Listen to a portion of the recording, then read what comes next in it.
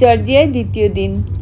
আজ সকাল সকাল আমরা এখন চলেছি টিবিলিসির সেন্ট্রাল রেলওয়ে স্টেশনের দিকে। আজকে আমাদের যাত্রা জর্জিয়ার স্ট্যাডলার ডাবল ডেকার দ্রুতগতির ট্রেনে চড়ে যাব ব্ল্যাক সি বা কৃষ্ণ সাগরের তীরে জর্জিয়ার দ্বিতীয় বৃহত্তম শহর বাটুমি। সময় লাগবে 5 ঘন্টার কিছু বেশি। বলতে বলতে চলে এসেছি প্ল্যাটফর্মে। সিঁড়ি দিয়ে নিচে নেমে 1 নম্বর প্ল্যাটফর্মে দাঁড়িয়ে আছে দোতলা ট্রেন। আধুনিক সুইস ট্রেনের নকশায় সুইজারল্যান্ডে তৈরি এই ট্রেন। স্ট্যাডলার রেল এজি নামে একটি সুইস সংস্থা এর নির্মাতা।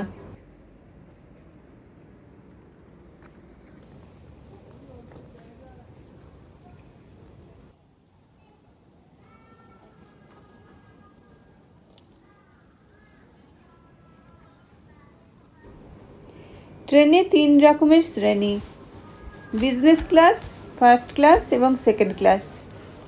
আমাদের সেকেন্ড ক্লাসের টিকিট। অনলাইনে অফিসিয়াল সাইট থেকে টিকিট কাটা হয়েছিল আগেই। টিকিটের মূল্য 36 জেল।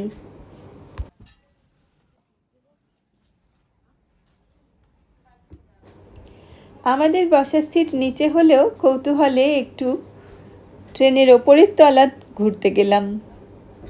এখানেও আমাদের মতোই সিটিং অ্যারেঞ্জমেন্ট 3-2, অর্থাৎ একদিকে 3টি এবং অন্যদিকে 2টি সিট। কিন্তু ফার্স্ট ক্লাসে সিটিং অ্যারেঞ্জমেন্ট 2-2। ছোটোখাটো মালপত্র সিটের ওপরের বাঙ্কে রাখার ব্যবস্থা থাকলেও বড় লাগেজ রাখা হচ্ছে একটি বন্ধ দরজার পাশে।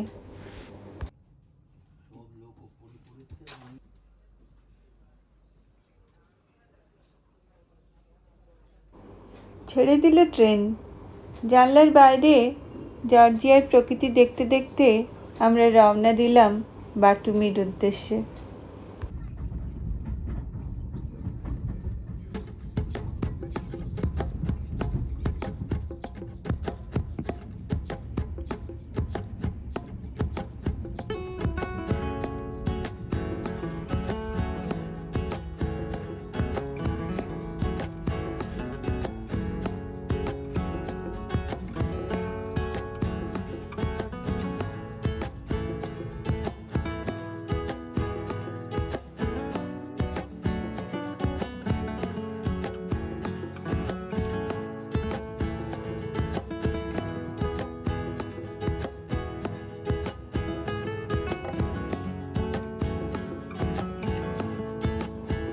পরবর্তী কোন স্টেশনে ট্রেন দাঁড়াবে এই স্ক্রিনে তা দেখানো হচ্ছে।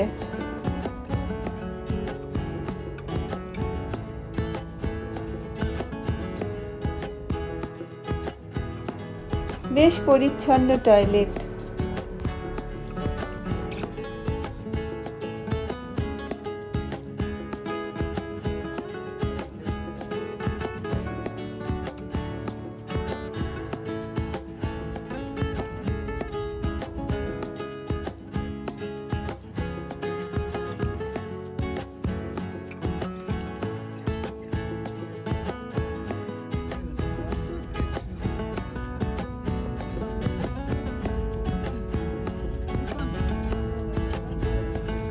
ট্রেন এখন চলছে ব্ল্যাক সির পাড় দিয়ে। বাটুমি আর খুব বেশি দূরে নয়। ব্ল্যাক সি এই নামের সম্ভবত কারণ হতে পারে টার্কিতে উত্তর দিক নির্দেশ করতে কালো রং ব্যবহার করা হতো। টার্কির উত্তরেই এই ব্ল্যাক সি এবং সেই জন্যই হয়তো এই নাম।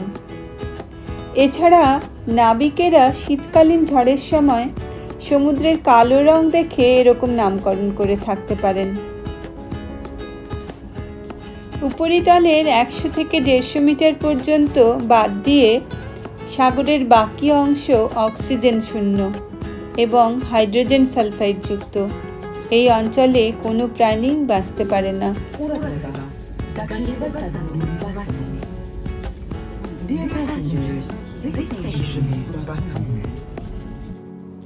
পৌঁছে গেলাম বাটুমি স্টেশনে।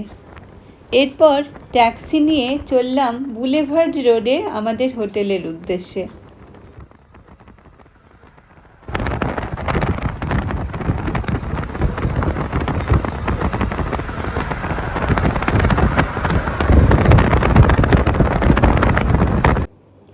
এইখানে আর্গো কেবল কার।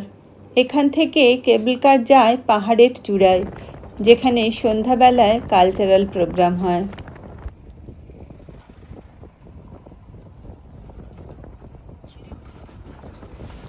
ট্যাক্সি থেকে নামবার পর অনেক কষ্টে খুঁজে পাওয়া গেল আমাদের ওল্ড বুলেভার্ড গেস্ট হাউসকে, ওল্ড বুলেভার্ড হোটেল নামে।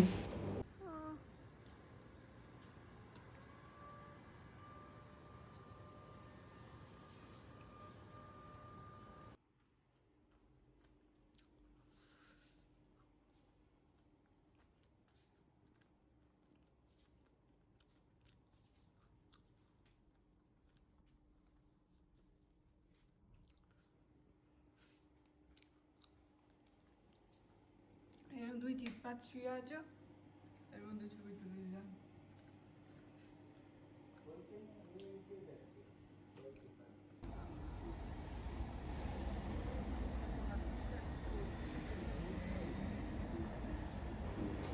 লাগেজ রেখেই ফ্রেশ হয়ে বেরিয়ে পড়লাম। অনতি দূরেই বাটুমির প্রাণকেন্দ্র।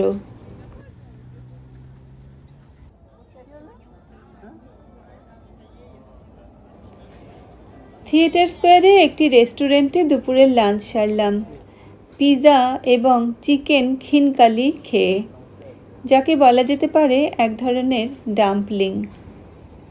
লাঞ্চ সেরে থিয়েটার স্কোয়ারে হাঁটতে হাঁটতে দেখতে পেয়ে গেলাম নেপচুন ফাউন্টেন। 2010 সালে নির্মিত এই ফাউন্টেনটিতে রোমান সমুদ্র দেবতা নেপচুনকে একটি বেদির ওপর সগৌরবে দাঁড়িয়ে থাকতে দেখা যাচ্ছে। তার চারপাশে রয়েছে 4 জন মৎস্যকন্যা।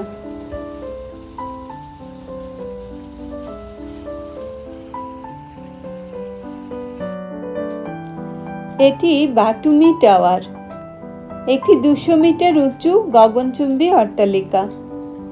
আধুনিক এই বিল্ডিংটি 2012 সালে তৈরি হয় এবং মূলত এটিতে একটি প্রযুক্তি বিশ্ববিদ্যালয় স্থাপনের পরিকল্পনা ছিল।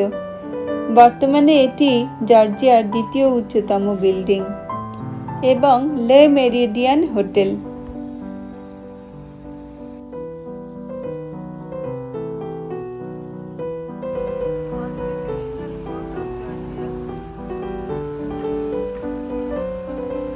এটি কনস্টিটিউশনাল কোর্ট অফ জর্জিয়া, দেশের সর্বোচ্চ বিচার বিভাগীয় সংস্থা।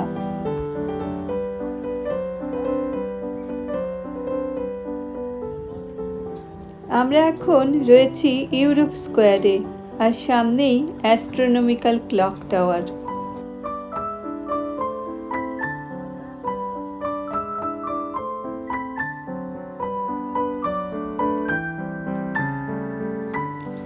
এই সাদা বিল্ডিংটি আজারা স্বায়ত্তশাসিত প্রজাতন্ত্র সরকারের প্রশাসনিক সদর দপ্তর হিসেবে কাজ করে। জর্জিয়ার দক্ষিণ পশ্চিম অঞ্চলের ভূভাগ হল আজারা। আজারা প্রাচীনকাল থেকেই কোলচিস এবং ককেশিয়ান আইবেরিয়ার অংশ ছিল। খ্রিস্টপূর্ব 5ম শতাব্দীতে গ্রিকদের উপনিবেশে পরিণত হয়। পরে অঞ্চলটি 2য় শতাব্দীতে রোমের অধীনে এসেছিল। বাটুমি এর প্রশাসনিক কেন্দ্র। 1614 সালে উসমানীয়রা এই অঞ্চলটি জয় করে এবং তারপর থেকেই অঞ্চলটি ধীরে ধীরে ইসলামীকরণ হয়েছিল। 1920 সালে অঞ্চলটি জর্জিয়া প্রজাতন্ত্রের অংশ হয়। 1921 সালে মুসলিম জনসংখ্যার সুবিধার্থে স্বায়ত্তশাসনের ব্যবস্থা করা হয় এই অঞ্চলে। রাস্তার পাশেই দেখতে পেয়ে গেলাম আমাদের চিরপরিচিত বাটার দোকান।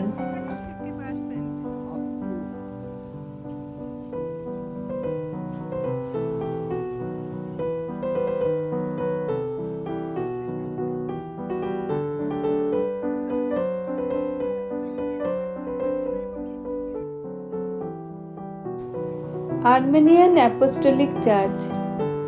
প্রাথমিকভাবে এটি 1879 খ্রিস্টাব্দে নির্মিত হয়েছিল। তখন ছিল এটি কাঠের চার্চ। কিছুদিন পরে সেটি নষ্ট হলে 1895 থেকে 99 এর মধ্যে বর্তমান চার্চ ভবনটি নির্মাণ হয়।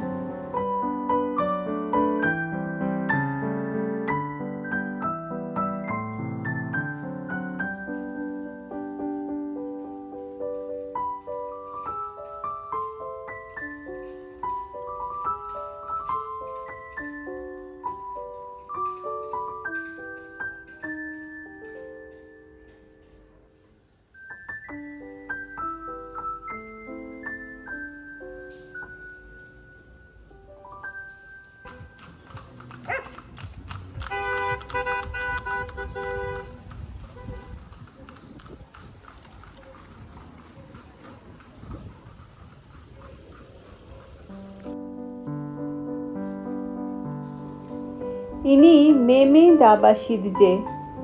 ইনি ছিলেন একজন বিশিষ্ট জর্জীয় রাজনীতিবিদ এবং লেখক, যিনি আজারাকে জর্জিয়ার অন্তর্ভুক্ত করার পক্ষে ছিলেন।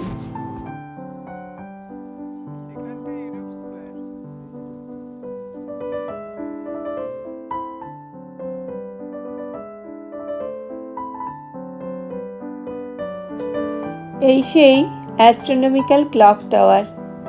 টাওয়ারে বসানো জার্মানিতে তৈরি হওয়া অ্যাস্ট্রোনমিক্যাল ক্লক। আগে এই বিল্ডিংটি ছিল ন্যাশনাল ব্যাংক অফ জর্জিয়া। বর্তমানে এটি বাটুমির একটি অন্যতম ল্যান্ডমার্ক।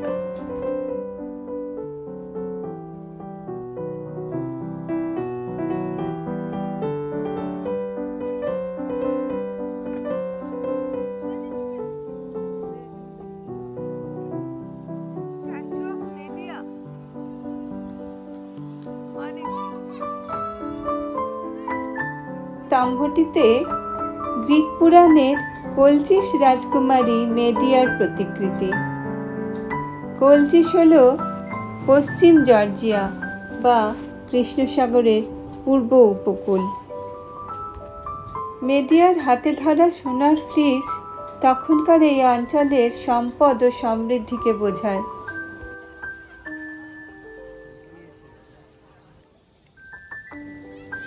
গ্রিসের সাথে বাটুমির সম্পর্ক ঐতিহাসিক। খ্রিস্টপূর্ব ৫ম শতাব্দীতে গ্রিক উপনিবেশকারীরা বাথুস বা বাথিস নামে একটি বাণিজ্য কেন্দ্র প্রতিষ্ঠা করেন, যার অর্থ গভীর পোতাশ্রয়। গ্রিক পৌরাণিক কাহিনীকে স্মরণ করে নির্মিত নানান আধুনিক স্মৃতিস্তম্ভে দৃশ্যমান সেই প্রাচীন সংযোগ।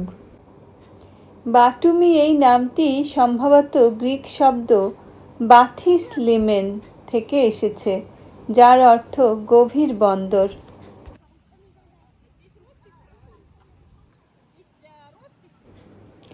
চলে এসেছি বাটুমি বুলেভার্ডে, যা প্রায় ৭ কিলোমিটার লম্বা ব্ল্যাক সির পাড় বরাবর। ১৮৮১ খ্রিস্টাব্দে এই বুলেভার্ড তৈরির পরিকল্পনা গ্রহণ করা হয়। এখন এই বুলেভার্ড বাটুমির অন্যতম সুন্দর জায়গা।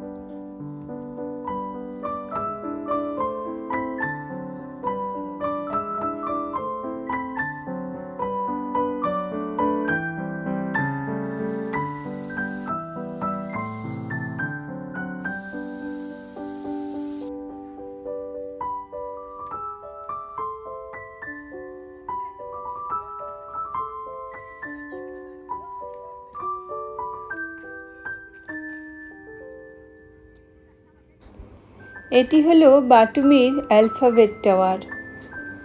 130 মিটার উঁচু এই টাওয়ারটি বুলেভার্ডের মিরাকল পার্কে দাঁড়িয়ে আছে।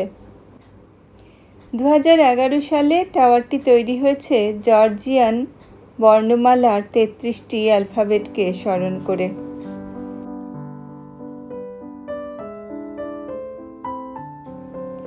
অ্যালফাবেট টাওয়ারটির ওপরে রয়েছে একটি অবজারভেশন ডেক এবং একটি ঘুরন্ত প্যানোরামিক রেস্টুরেন্ট। ওপরে ওঠার ব্যবস্থা লিফটের সাহায্যে।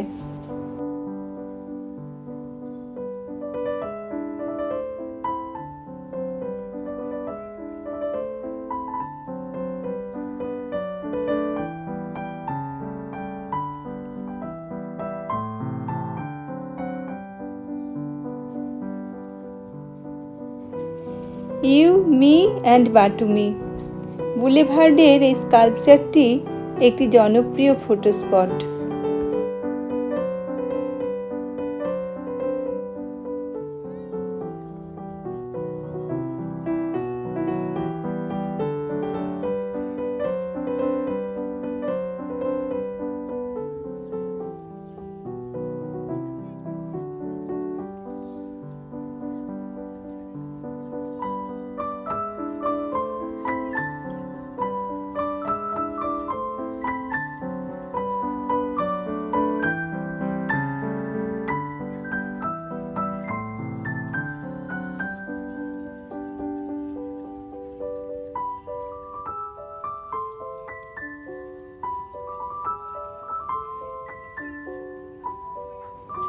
ফেরিস হুইল ঘুরে চলেছে ধীরে ধীরে, কখনো থামে না, লন্ডন আইয়ের মতো।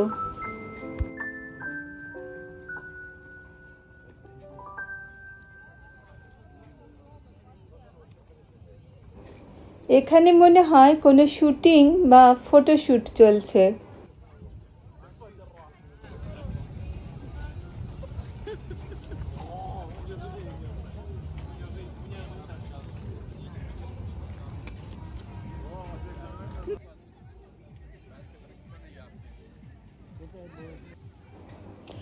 অনতি দূরেই আলী আর নিনোর ঘুরন্ত স্ট্যাচু।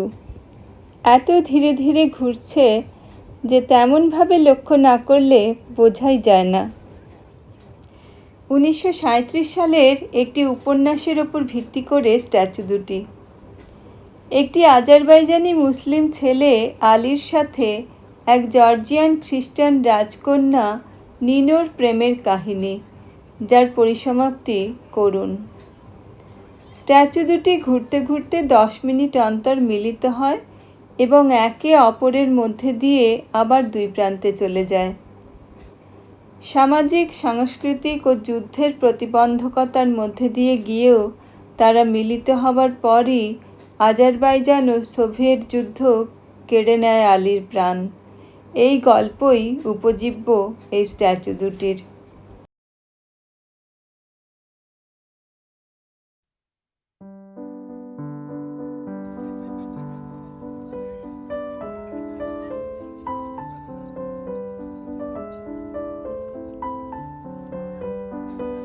সন্ধ্যা হয়ে এসছে। প্রমেনাডে ধরে হাঁটতে হাঁটতে আমরা যেতে লাগলাম আর্গো কেবল কারের উদ্দেশ্যে, যাতে করে আমরা যাব পাহাড় চূড়ায়, আর সেখানে হবে জর্জিয়ান কালচারাল প্রোগ্রাম রাত 8টায়।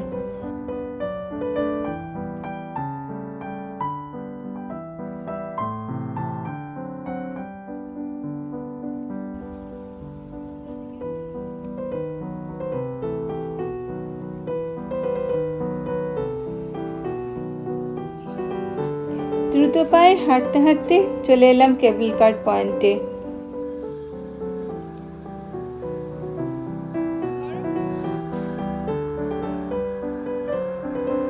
কেবল কারে করে পাহাড় চূড়ায় ওঠা এবং নামা দুটিরই টিকিট একসাথে এবং এর মূল্য 32.9 জেল। কালচারাল প্রোগ্রামের জন্য আলাদা করে কোনো টিকিট কাটতে হলো না। পাখির চোখে বাটুমি শহর আর ব্ল্যাক সির দৃশ্য দেখতে দেখতে উঠতে লাগলাম পাহাড়ের ওপরে।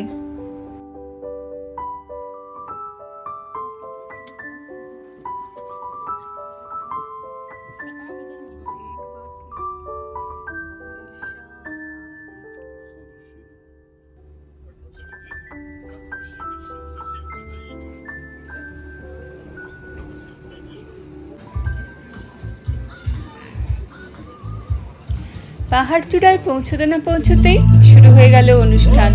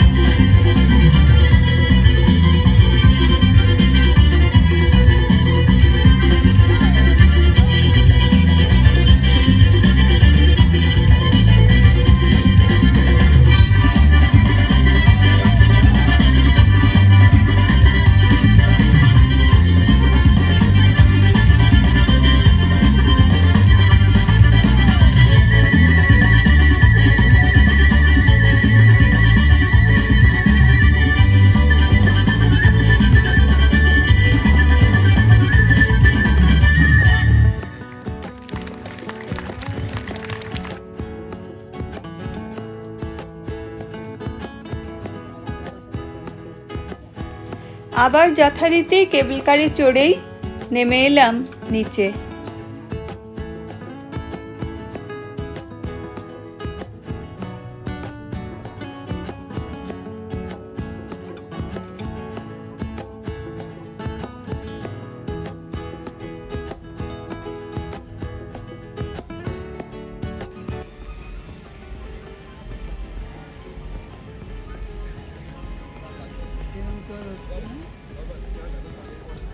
বুলেভার্ডে যখন পৌঁছলাম, সুরের মূর্ছনার সাথে শুরু হয়েছে ঝর্ণা আর আলোর নৃত্য।